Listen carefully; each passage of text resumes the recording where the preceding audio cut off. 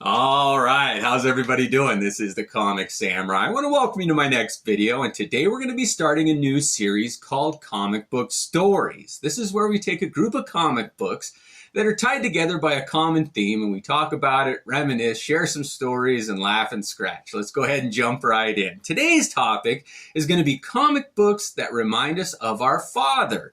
Now, my dad was born in 1950. He was a Vietnam vet. He was a mailman for years and years, and he passed away in 2009. And he was my best friend, and I have a lot of memories of him. So this is not a brag video where I'm not saying my dad was the best dad. It's just stories about my dad, and hopefully you can relate, and maybe you have some similar experiences. But let's go ahead and jump right in. First up, we got this Fantastic Four number 50. And the reason that it reminds me of my dad is because growing up, in rural Montana, we didn't have many comic shops and there weren't many opportunities for comic book shopping. But we did have an antique show that came through town, and it was called Huff's Antique Show and Sale. And every once in a while, they'd have a vendor that had comic books. And this is one that I saw at a vendor, and I fell in love with it. And I was just a young boy, about, 10 years old, and it was 20 bucks, and I didn't have it. And I was pretty upset, but I got some other comic books. We got home, and my dad had a surprise for me. He had snuck behind my back and bought me this comic book. And it started my love affair with the Fantastic Four and the Silver Surfer, and it's the first comic book that I remember my dad buying for me. Let's go ahead and move on.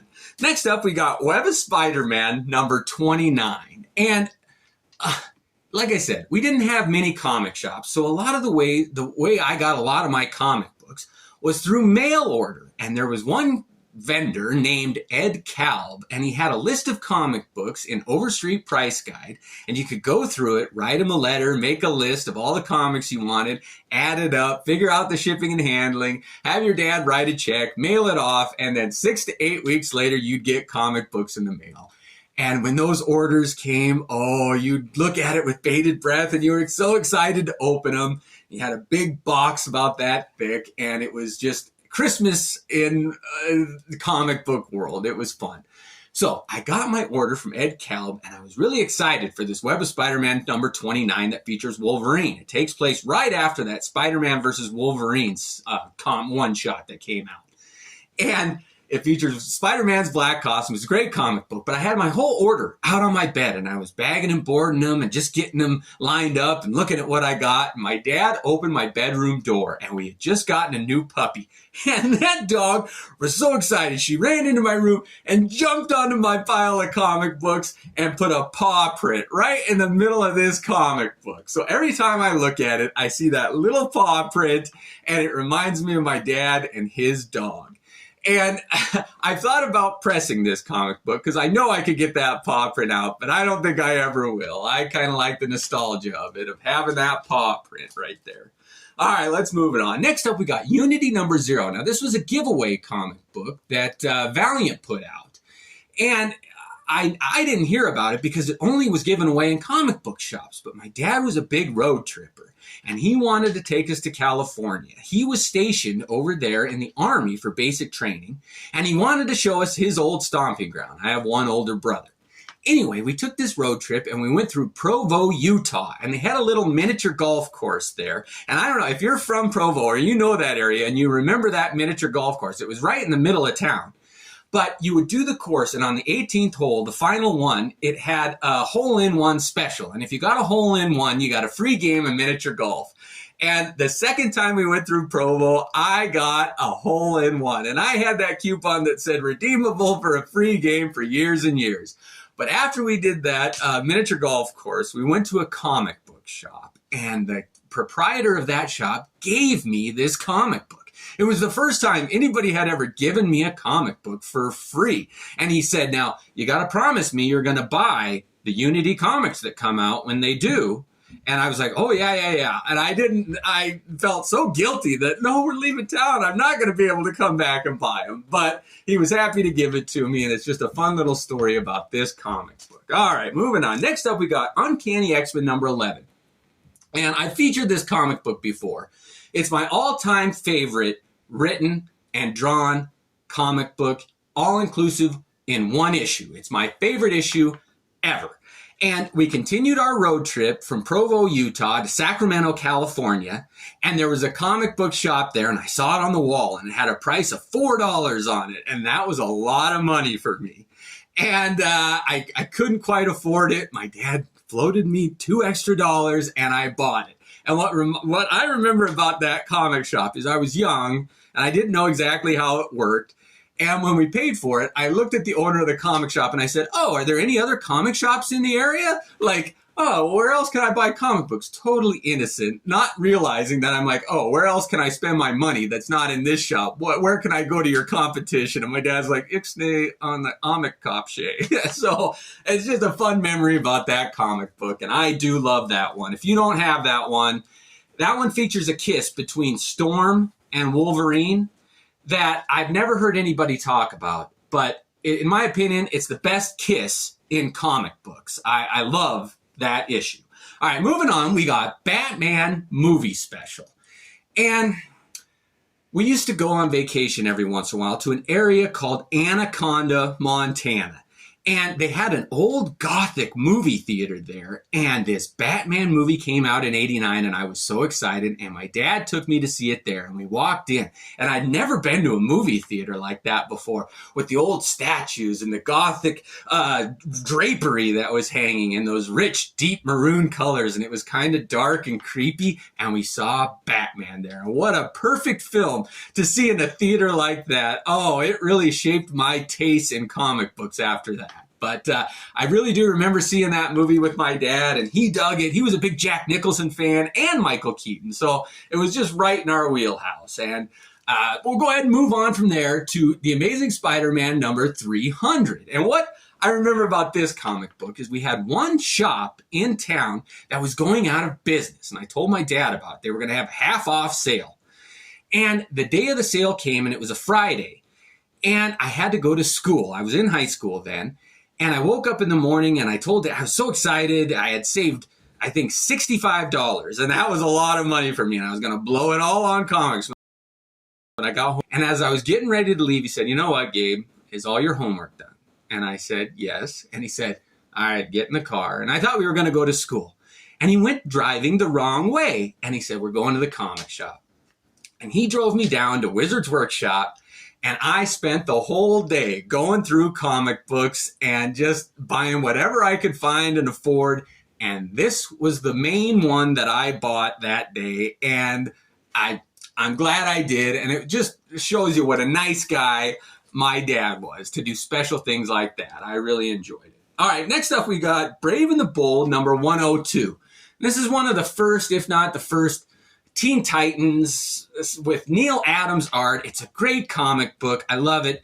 And what ties this to my dad is that he encouraged me to travel and take road trips. And for spring break every year, I used to drive down to Denver, Colorado. And they had Mile High Comics there and some other comic shops. And I would save all my money and I bought some comic books there. And I took them back and I was looking through them. And when I took this one out of the bag, it had a big piece of tape on it. And if you look right in this area here, you can see there's a tape pull. As I was pulling it out, that tape stuck. And I hit that moment of truth. It was either, oh, what do? Do you go real slow? Do you get it quick so that the tape doesn't have a chance to adhere to the cover of the comic book? And I thought, well, I'll go slow and get it right now. And it lifted some of that ink off. So I learned a hard lesson that day. But it just reminds me of my dad encouraging me to take road trips and let me borrow his car sometimes. And those were great trips to Denver. Next up, we got Batman number 428. And this is the comic that features the death of Jason Todd, Batman's second Robin. And this was an impactful comic book to me because Batman lost a son figure in that one. He lost somebody who was like a son to him. He died. And it affected Batman, and I respected that. And for years and years, DC left Jason Todd dead, and I was just... It meant something to me that death was a permanent thing in comic books. And then DC brought it back. And I just thought, what a cheap thing to do. I'll never buy another DC comic book that involves Jason Todd or Robin ever again. Like, death has to mean something. I lost my father in 2009, and a lot of us have lost our father, and they're never coming back. And I hate the fact in comic books that they just poo-poo it. Death isn't a big deal. Everybody will come back. I wish they would have just kept Jason Todd dead and figured out a different way to bring him back. But whenever I see this one, it reminds me that death isn't what it is in the real world in comic books, and it's a shame. Next up, we got Fantastic Four number 347. And on a lighter note, now my dad loved his road trips too. And every once in a while he'd go and he'd come back and he'd bring me something. And this time he said, Gabe, come on in. I've got something for you. And he took out a paper bag and lifted this comic book out. And this comic had just come out a couple months before that. And it was one of my favorite comic books, featuring the new Fantastic Four with Wolverine, Hulk, Ghost Rider, and SpiderMan. I mean, it doesn't get any better than that. And to top it all off, it had Art Adams art. Now, I already had a copy of this one, and I love this comic. I'll have another one. And he said, this is a special one, Gabe. It's signed by Art Adams.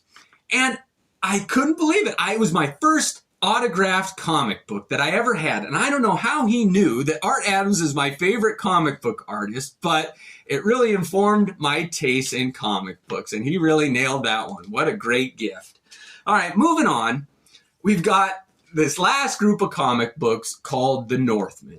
And this is a series that I drew and wrote and inked and lettered and printed. And the only reason I was able to do that is because my dad supported me. When I was about 21 years old, I got this crazy idea that I wanted to make a 4-issue limited series.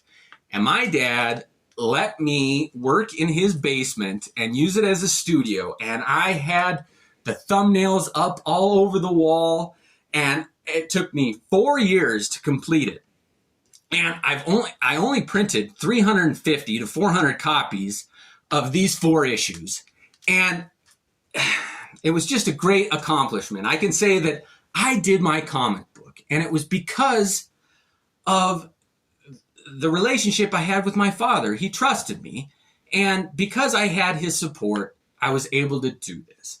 And it just meant a lot to me. So in closing, I want to say that my dad still visits me in dreams quite often, and we hang out.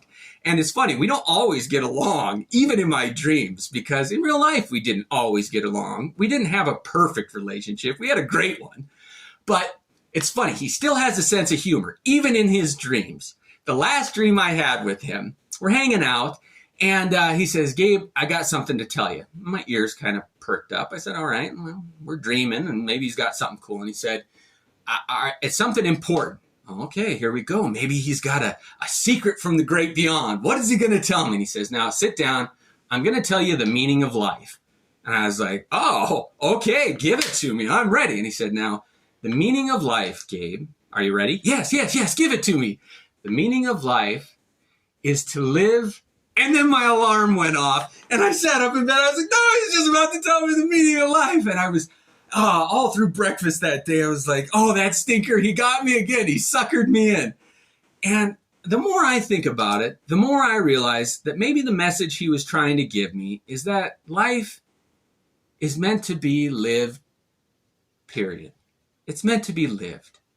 Your alarm went off. Get up. Live your life. Do what you want. No matter how you live it, live it. Make your choices. Own them. Decide what you want to do and do it. Get out there and live life. That's what it's for. And I just hope that that's a good message and that you guys could relate with some of these stories that I told. And I'd love to hear what your stories are. If you decide to make a video like this of comic books that remind you of your father, let me know. I'll tag you. I do need to make a shout out to M.O.N.Comics, Middle of Nowhere Comic Books. He's another YouTuber. And he told a story about his dad and how they used to watch Predator together. And it inspired me to make this video. So I hope you enjoyed. Have a good one. Thanks a lot.